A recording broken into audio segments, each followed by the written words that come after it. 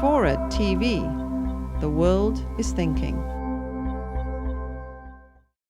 It's been 8 years since we had the Florida meltdown. In fact, it's almost become legendary. How many of you saw the HBO movie Recount? A fair number. And of course, we also had a very nice documentary on PBS 2 nights ago on Point of View called Election Day, which was all about the 2004 election, following people around the country on Election Day as they went about their civic duty.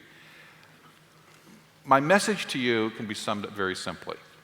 For a variety of reasons, and I think through the fault of many, we are almost as prey to the kind of election meltdown that we had in Florida in 2000 today as we were then, with one major difference.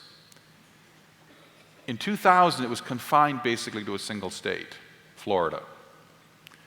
But Florida has represented sort of a political Rubicon.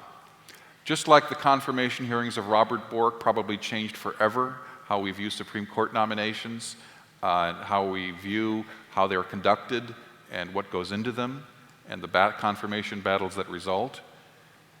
I think Florida changed forever how we view Election Day, how final it is, how much we worry about the result, how much we're concerned about whether the correct result happened.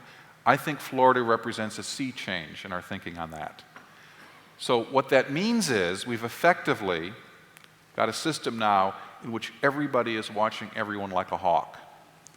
So if the election is close this November, as I think it may well be, we could see Florida in state after state after state if it's close. How close will it have to be? Well, political scientists are already talking about a new concept. The margin of victory beyond litigation. In other words, it's not just that an election is close so that you don't have a recount. Now the election has to have a margin wide enough that you avoid litigation. What do I mean? Well, clearly 537 votes in Florida in 2000 was going to be a litigator's bonanza. In Ohio in 2004, the final margin for President Bush, and Ohio would have decided the election, was 120,000 votes. So effectively that meant 60,000 votes could have flipped the election. It turned out that was just beyond the margin of litigation. John Kerry did not follow the lawyer's advice to go pursue a recount and challenges, even though John Edwards, his running mate, wanted him to. It was just beyond the margin of litigation.